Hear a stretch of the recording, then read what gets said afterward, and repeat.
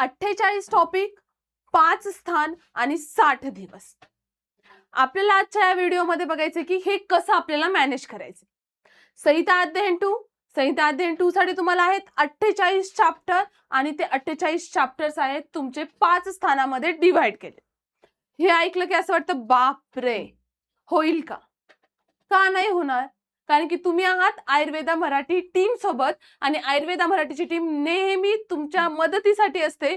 तुम्हाला कशा प्रकारे इझी जाईल, कशा प्रकारे युनिव्हर्सिटीच्या वेळेस तुम्हाला टेन्शन येणार नाही, यासाठी प्लॅनिंग आमची आधीपासूनच सुरू असते. आता तुमची ही प्लॅनिंग नसेल की आम्ही कसा अभ्यास करणार आहोत, त्याच्या आधी आमची प्लॅनिंग आहे की तुम्हाला 16 डेजचा रोड मॅप द्यायचा आणि तुमच्याकडून 60 दिवसामध्ये पूर्ण सिलेबस कव्हर करून घ्यायचा. हा जास्त लेंदी नसणार आहे, जास्त स्ट्रेसफुल नसणार आहे, एकदम इझिली लोड न घेता कव्हर होणारा सिलेबस आणि त्यानुसार बनवलेला रोड मॅप आहे. ठीक आहे. प्रत्येक एका फॅकल्टीने प्रत्येक एका सब्जेक्टसाठी खूप विचार करून स्टुडंटला होईल का याचा विचार करूनच तुम्हाला डेली टार्गेट्स दिलेले आहेत आणि ते टार्गेट्स काय आहेत ते आपण आजच्या या लेक्चरमध्ये बघणार. ठीक आहे. मग आजचं लेक्चर झालं की संपलं का? नाही. त्यानंतर तुम्हाला काय करायचंय, लेक्चर बघायचंय. डिस्क्रिप्शन मध्ये कमेंट बॉक्स मध्ये तुम्हाला व्हॉट्सअप चॅनलची लिंक भेटेल. ती लिंक तुम्हाला ओपन करायची आहे, व्हॉट्सअप चॅनल जॉईन करायचं. जॉईन केल्यावर काय होईल, तिथे तुम्हाला डेली टार्गेट्स भेटतील. त्या टार्गेटच्या रिलेटेड डेली एमसीक्यूज भेटतील. जे सगळ्यांचे डाऊट्स असतात की मॅम एमसीक्यू आमच्याकडे सोर्स नाहीये, तर आयुर्वेदा मराठी तुम्हाला सोर्स प्रोव्हाइड करते. आयुर्वेदा मराठीचं व्हॉट्सअप चॅनल जॉईन करा. तिथे तुम्हाला डेली सब्जेक्ट वाईज एमसीक्यूज भेटतील. ठीक आहे. तर मग आज आपण बघणार आहोत संहिता अध्ययनचा काय रोडमॅप आहे. 16 डेज साठी फक्त आणि फक्त एकच गोल ठेवायचे, युनिव्हर्सिटी एक्झाम. त्यानंतर आपण तुम्हाला सांगणार आहोत की काय करायचं. पण हे 60 दिवस म्हणजे कोणते? 15 मे पासून पुढे सुरू होणारे 60 दिवस तुम्हाला अभ्यासच करायचा आहे आणि हा रोडमॅप अशाला असा फॉलो करायचा. ओके. मग आता तो रोडमॅप कसा असणार आहे, तुम्हाला day wise day wise targets दिलेले आहेत. फर्स्ट डेला हेच टार्गेट करा, सेकंड डेला तेच टार्गेट करा. ह्या डे वाईज जर तुम्ही गेलात, फर्स्ट डे पासून आमच्या सोबत असाल तर 60व्या दिवशी नक्कीच तुमचा पूर्ण सिलेबस कव्हर होणार आहे. सिलेबस तर कव्हर होणारच आहे, पण लास्टचे काही दिवस आपण दिलेले आहेत रिव्हिजनसाठी, म्हणजे तुमचं रिव्हिजनही तिथं होणार आहे. ओके. मग आधी आपण काय करणार आहोत, थर्ड टर्म कव्हर करणार आहोत. थर्ड टर्म का मॅम कव्हर करायची? कारण की थर्ड टर्मला तुमचं फर्स्ट सम सेकंड समचं रिव्हिजन झालेलं असतं, पण थर्ड टर्मचं तुमचं रिव्हिजन झालेलं नसतं. म्हणून आपल्याला कव्हर करायचे आधी थर्ड टर्मचा सिलेबस. ओके. मग इतर रोडमॅप मध्ये सिलेबस दिलाय, वेटेज नुसार त्याला टायमिंग दिलेला आहे. जास्त कमी वेटेज असेल, जास्त टाइम देऊन त्याला काहीही फायदा नाही. आणि दुसरी एक गोष्ट, आपल्या आयुर्वेदा मराठीच्या जे काही ऍप आहे व्हॉट्सअपचा, त्याच्यामध्ये आपण जे काही लेक्चर्स प्रोव्हाइड करतो त्याचे टायमिंग्स इथं आहेत. म्हणजे तुम्हाला ते पण कन्फ्युजन दूर होईल की आम्ही लेक्चर बघू का हे करू. लेक्चर ज्यांनी कोर्स घेतले त्यांनी लेक्चर बघा. लेक्चर 2x स्पीड मध्ये 1.75च्या x स्पीड मध्ये बघितलं तरी चालेल. आणि ज्या स्टुडंटनी कोर्सेस घेतलेले नाहीये किंवा ज्यांना घ्यायचा नाही, त्यांचीही आम्ही हेल्प करतोय की तुम्ही काय करायचं, या टायमिंग मध्ये तितका टॉपिक वाचायचा आणि उरलेला जो टायमिंग आहे तो रिव्हिजन साठी द्यायचा. ठीक आहे. आता बघा, आपल्या थर्ड टर्मला आहे इंद्रिय स्थान.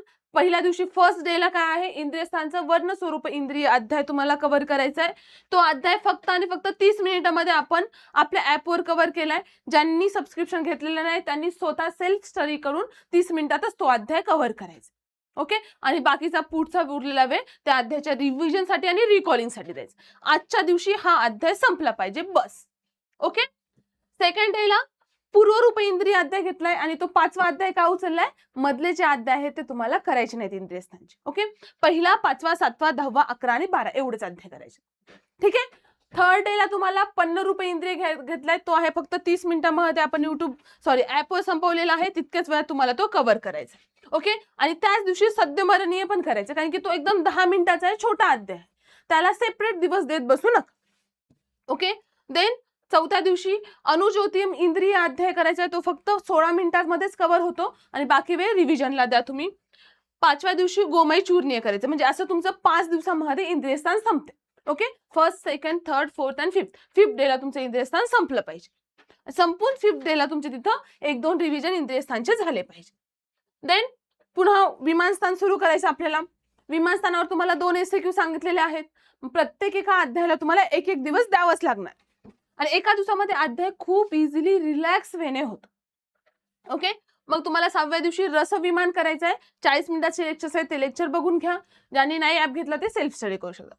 मग 7व्या दिवशी त्रिविध कुक्षीय, 8व्या दिवशी जनपद ध्वंसनीय, 9व्या दिवशी त्रिविध रोग विशेष विज्ञानीय, 10व्या दिवशी स्त्रोतोविमान. आणि इथं मी सेपरेट तुम्हाला एक दिवस दिलाय. सेपरेट दिवस का दिलाय?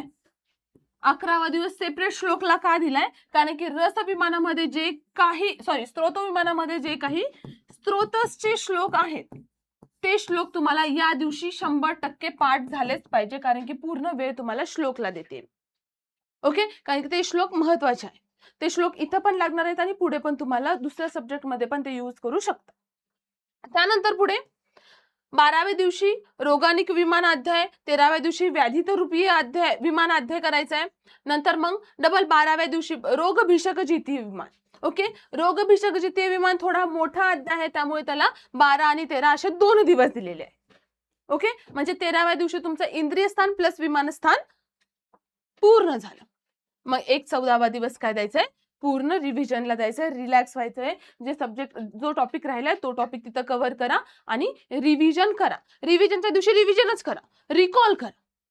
पाठच झालं पाहिजे, सगळं त्याच दिवशी झालं पाहिजे. ओके, म्हणजे 15व्या दिवशीच्या सकाळपर्यंत तुमचे सगळे इंद्रियस्थान आणि विमानस्थान तोंडपाठ असलं.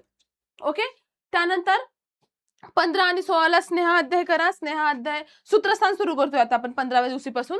स्नेहाध्याय स्वेदाध्यायावर LQ असतातच, म्हणून स्नेहाध्यायाला 2 दिवस दिले. थोडासा मोठा आहे, किचकट टॉपिक आहे, तो लक्षात राहत नाही. श्लोक पण आहेत त्यात पटकायचे, म्हणून तुम्हाला 2 दिवस दिले. स्वेदाध्याय आपण 2 तासामध्ये ऍपवर संपवलेला आहे, परंतु ते तुम्ही आधी जर लेक्चर बघितले असेल तर तुम्ही थोडं स्पीड मध्ये ते लेक्चर्स बघून स्वेदाध्याय कव्हर करायचे. आणि जर ऍपवरचे लेक्चर बघितले तर एक गॅरंटी आहे की तुम्हाला नंतर रीड करायची गरज पडणारच नाहीये. इतके सुंदररित्या ते अध्याय घेतलेले. ओके, नंतर 18व्या दिवशी चिकित्सा प्रावृत्तीय. पुन्हा त्याच दिवशी तुम्हाला काय करायचं? कियंत शिरशीय करायचं, कारण की हे 2 छोटे अध्याय आहेत, एका दिवसामध्ये कव्हर होतात. पुढे 19व्या दिवशी त्रिशोथीय अध्याय करा. 20व्या दिवशी अष्टउदरीय अध्याय, एकदम छोटा अध्याय. त्या दिवशी दुसरा एखादा जे राहिलेला आहे, रिमेनिंग पार्ट राहिलेला आहे, ते केलं तरी चालेल. पुढे 22व्या दिवशी अष्टनिंदितीय, 23व्या दिवशी लंघन बृहनीय, 24ला संतर्पणीय, 25ला विधिशोणितीय. एका दिवशी एक अध्याय का म्हणते? कारण की आपले ऍपवरचे लेक्चर्स जरी केले तरी ते कव्हर होतात आणि 1 तास तुम्हाला रिव्हिजनला भेटतो. पुढे 16व्या दिवशी यज्ञपुरुषी अध्याय, 27व्या दिवशी अत्रेय भद्र काप्येय अध्याय, 28व्या दिवशी श्लोक करायचे. श्लोक का करायचे? कारण की भद्रकाप्येय अध्यायामध्ये तुम्हाला श्लोक सांगितलेले आहेत. ते श्लोक तुम्हाला एका नोटबुक मध्ये लिहायचे, पेजवर लिहायचे आणि पाठ करायचे. ज्यांचे श्लोक ऑलरेडी पाठ आहेत त्यांनी काय करायचंय? श्लोकचं रिव्हिजन करायचं. ओके, देन 29व्या दिवशी अन्नपान विधी अध्याय मोठा आहे, तर तुम्ही फक्त वर्गसंग्रह जे काही दिलेले आहे ते वर्गसंग्रहच करा आणि त्यानंतर 30व्या दिवशी अनुपानापासून पुढचा जो टॉपिक आहे तो करा. ओके, पण याच्यावर SQ येतात की त्यामुळे त्याच्यामध्ये जास्त लोड घेऊ नका. LQ जे टॉपिक आहेत ते तुम्हाला स्पेसिफिक तिथं वेळ देऊन करावंच लागणार. ओके, अनुपान किंवा त्याच्या पुढचे जे टॉपिक्स आहेत जे तुम्हाला वाटतात की हे LQ ला येऊ शकतात किंवा तुम्हाला जे मॅमनी सांगितलं की हे LQ ला येतीलच, तर मग ते तुम्हाला करायचेच आहे. ओके, 31व्या दिवशी सगळे जे काही रिमेनिंग टॉपिक्स राहिलेले आहेत ते तुम्हाला रिवाइज करायचे किंवा कम्प्लीट करायचे. 32व्या दिवशी विधिशोणिती अध्याय फक्त 15 मिनिटाचा टॉपिक आहे, तो पण होईल. पण 33व्या दिवशी तुम्हाला डबल श्लोक करायचे जे विधिशोणितीमध्ये सांगितलेत किंवा जे तुम्हाला आलेले आहेत. मी 3 दिवस दिलेत श्लोकसाठी, काहीतरी विचार करून दिले असतील. ठीक आहे, तर तिथे तुम्हाला श्लोकच पाठ करायचे. जे इम्पॉर्टंट श्लोक आहे, जे आम्ही तुम्हाला श्लोक प्रोव्हाइड करतो, हे करा म्हणून सांगते, ते श्लोक तुम्हाला करायचेच. ओके, त्यानंतर दश प्राणाइती अध्याय 34व्या दिवशी, 35ला अर्धदशमूलीय, नंतर 36व्या दिवशी तुम्हाला उपकल्पनीय अध्याय करायचा. ओके, उपकल्पनीय सूत्रस्थानचा 15वा अध्याय आणि 37व्या दिवशी इथं तुमचं पूर्ण काय होतंय? सूत्रस्थान संपतंय. म्हणजे विमानस्थान, इंद्रिय स्थान आणि सूत्रस्थान 37व्या दिवशीपर्यंत संपलं पाहिजे, तोंडपाठ असलं पाहिजे. मध्ये वेळ दिला त्यामध्ये तुम्हाला श्लोकच करायचे. श्लोकच्या व्यतिरिक्त वेळ तो कशालाही द्यायचा नाही. ठीक आहे, पुढे निदान स्थान सुरू होत आहे. निदान स्थान मध्ये आपल्या सगळ्यांना माहिती आहे ज्वर निदान थोडासा मोठा आहे, थोडासा किचकट टॉपिक आहे. ठीक आहे. आणि ज्वर निदान जर तुम्ही परफेक्ट केलं, तिथलं निदान पंचक जर तुम्ही परफेक्ट केलं, तर तुम्हाला पुढचे जे काही अध्याय असणार आहेत निदान स्थानाचे ते खूप इझी जाणार आहे. त्यामुळे तुम्हाला ज्वर निदान परफेक्ट करायचे, त्यासाठी तुम्हाला 2 दिवस दिले. मग तुम्हाला त्यामध्ये त्या 2 दिवसामध्ये अर्धा टॉपिक पहिल्या दिवशी, अर्धा टॉपिक दुसऱ्या दिवशी, अशा पद्धतीने ज्वर निदान संपवायचं. ओके. नंतर बाकी निदान स्थानाचे जे अध्याय आहेत त्यांना एकच दिवस दिले, कारण की एका दिवसापुरताच अध्याय आहे. जसं की आता रक्तपित्त जर तुम्ही बघितलं तर फक्त 40 मिनिटाच्या लेक्चर मध्ये संपवलेलं आहे, पण त्यात सगळे पॉइंट कव्हर झालेले आहेत. तर मग तुम्ही ते लेक्चर स्पीड मध्ये बघा, प्लस नोट्स वाचा, तुमचे बुक्स वाचा.